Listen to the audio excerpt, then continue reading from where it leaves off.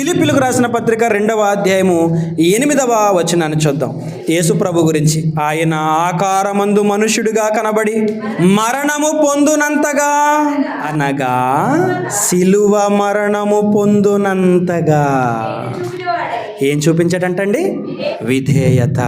నువ్వు భూమి మీదకి వెళ్ళాలి, ప్రపంచ ప్రజలందరి కోసం ప్రాణం పెట్టాలి, నువ్వు రక్తాన్ని చిందించాలి, అత్యంత ఘోరంగా అత్యంత దారుణంగా నీ మరణం జరగాలి.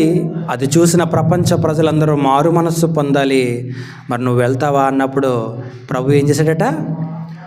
విధేయత. యేసుక్రీస్తు తండ్రితో సమానుడుగా ఉన్నాడట పరలోకంలో. ఆ పైన చదువుతాం మనం, సమానముగా ఉన్నాడట. సమానముగా ఉండుట విడిచిపెట్టకూడని భాగ్యమని ఎంచుకోలేదని రాయబడ్డాడు ఆ పైనే.